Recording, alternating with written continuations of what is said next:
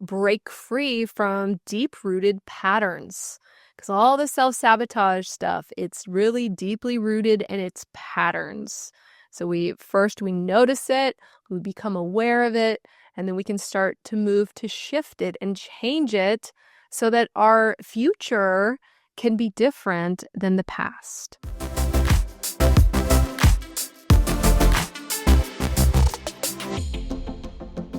Hi friends, welcome back. Today we are talking about those self-sabotaging behaviors that are so annoying when we find ourselves doing these things that work against our success, right? It is so frustrating. So let's talk about them. What are these really common, notorious, self-sabotaging behaviors that are getting in the way of us achieving what we want to achieve?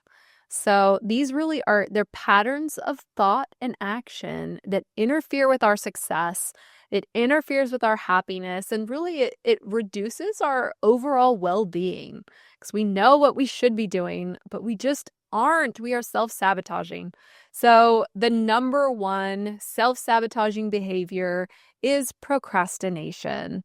And this is such a common experience that, most of us have had where we delay doing things, right? We know there's something we should do or a habit that we should start doing on a daily basis, and we distract ourselves, we numb ourselves, we do everything other than this healthy habit that we know we should do, right?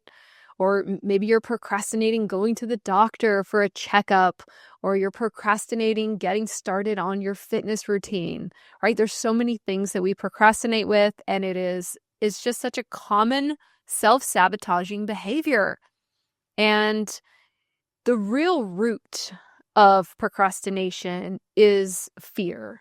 So there's this fear of failure.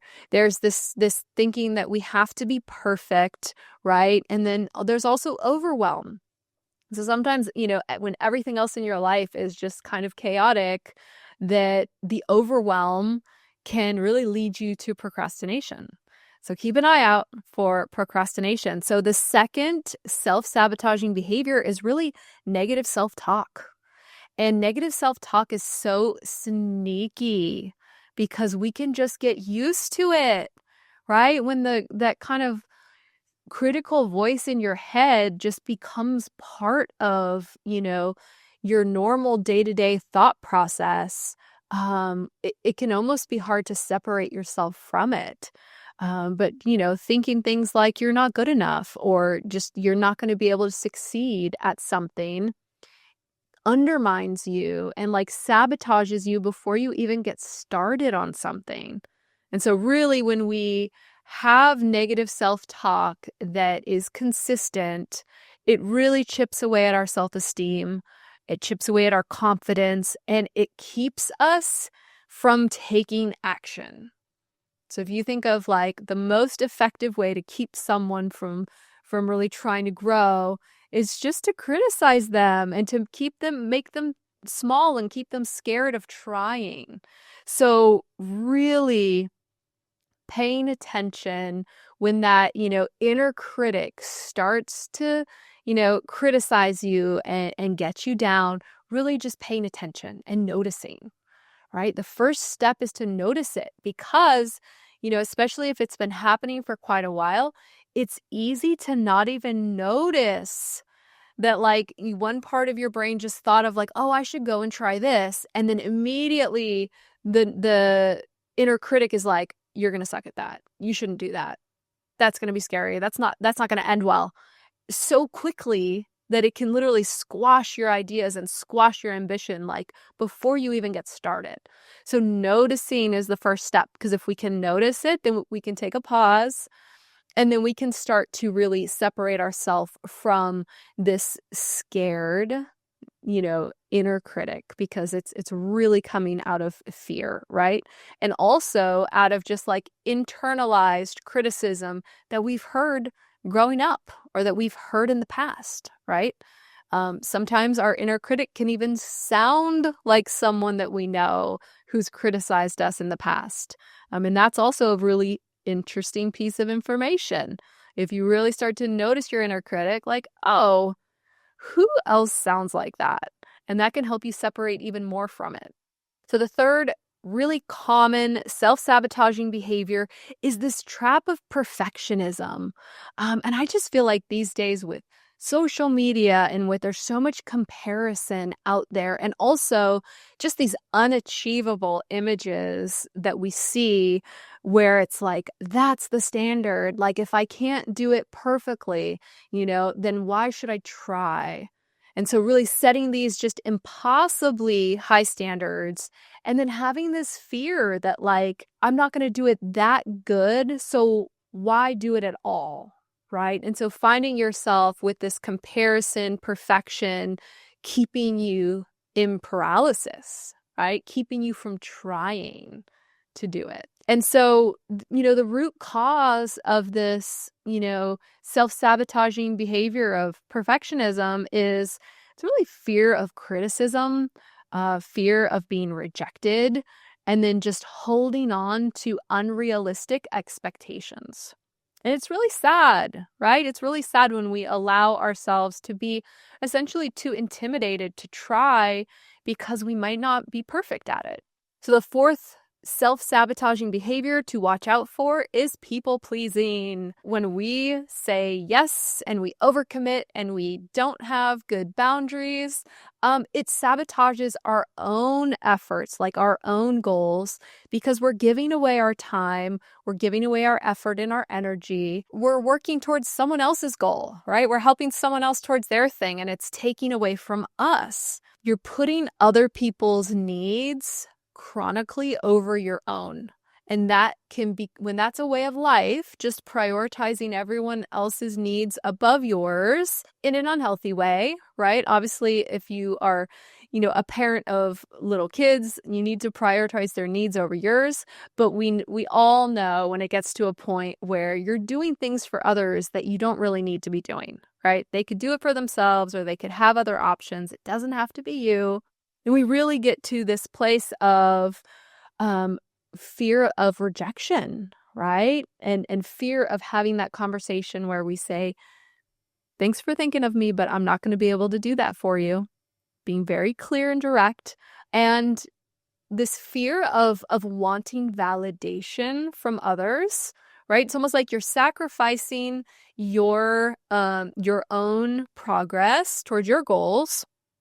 You're sacrificing that for a little bit of validation from somebody else, right? The person you're trying to please by bending over backwards for them, detracting from what you should be doing, but you're getting a little validation. Maybe they'll say thank you, or they'll rely on you. They need you for something. And so really noticing what you're giving up for a little piece of validation, right?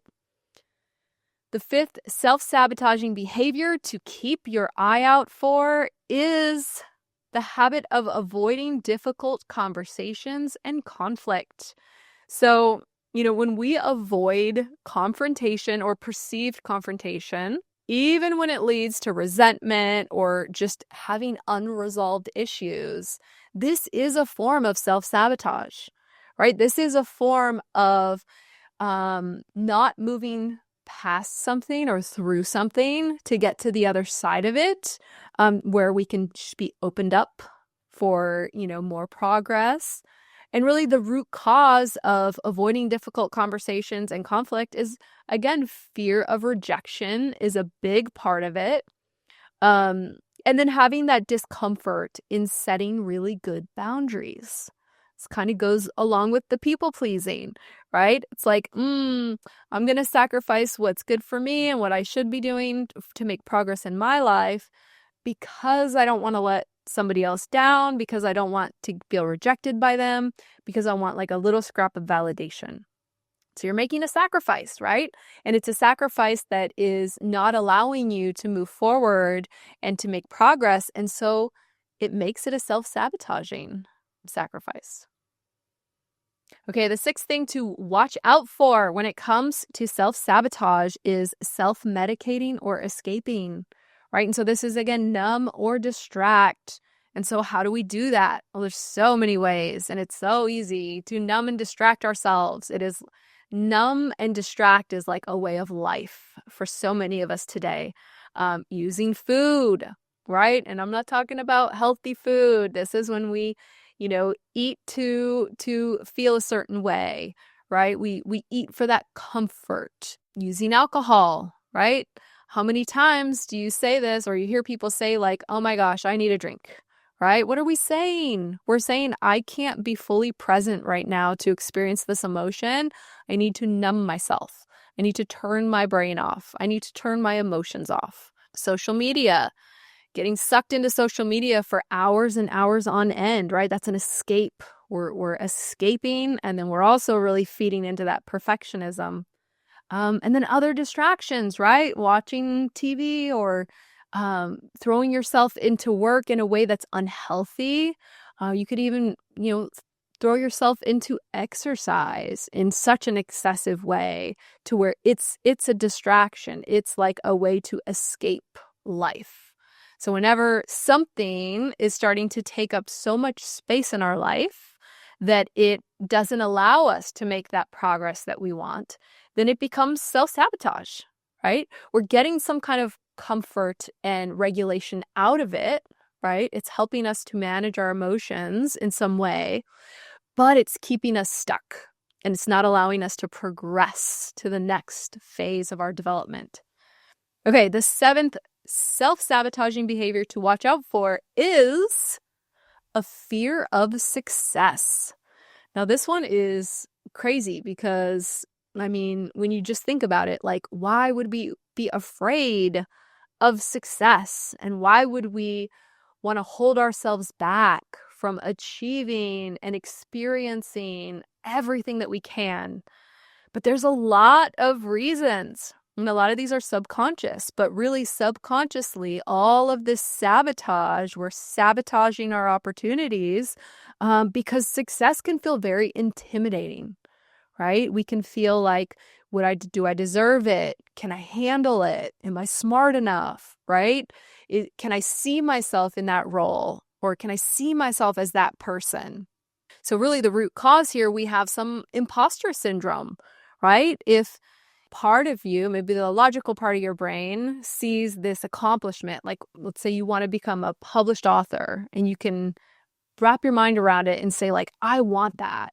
But then the emotional part of your brain, your limbic system, is like, ooh, that sounds scary. What if I had bad reviews? What if my family didn't like it and they were embarrassed of me?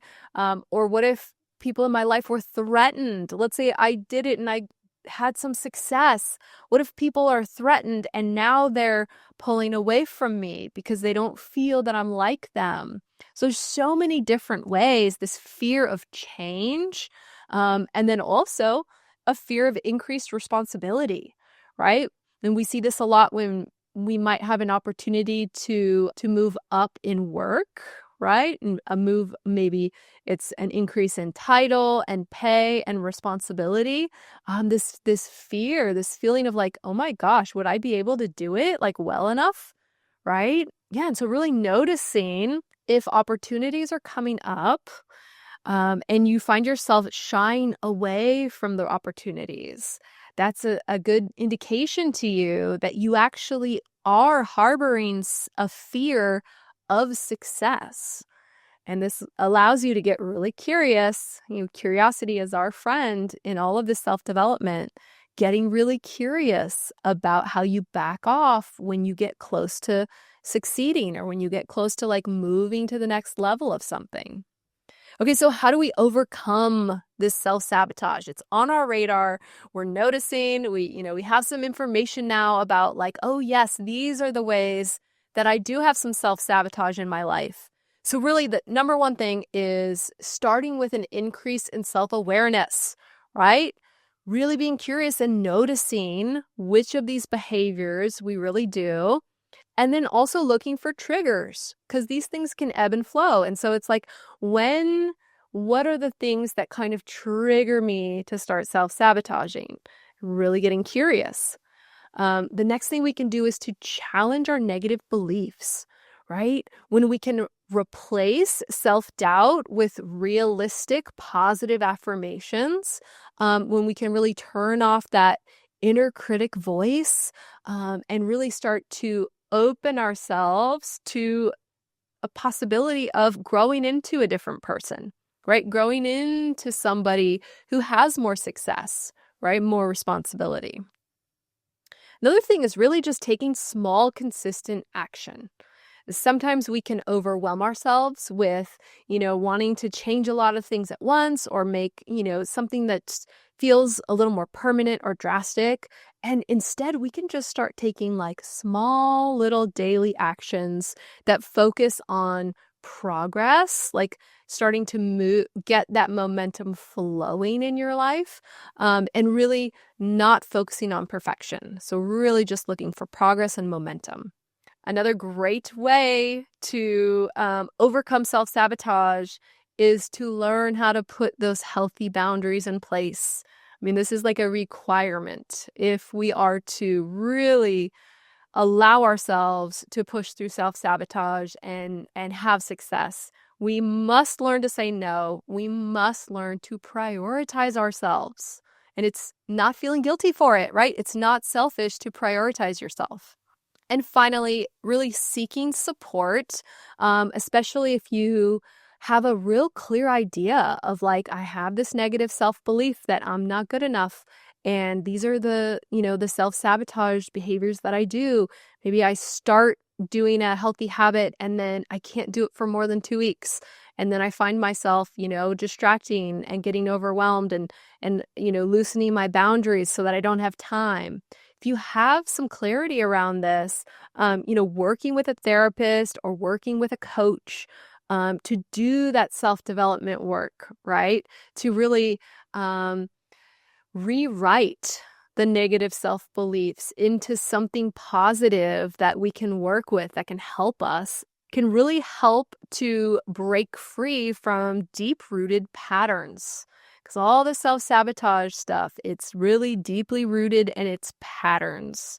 So we notice it, we become aware of it, and then we can start to move to shift it and change it so that our future can be different than the past, right? And every day we are working towards this next version of ourselves where we're healthier, happier, and more successful. Thank you so much for watching. I hope you got something out of this. Hopefully a little bit of insight about some of the self-sabotage behaviors that you might be participating in, and maybe some ideas on how to move through it. So I appreciate you watching. Please like and subscribe, and I will be back next week with more content.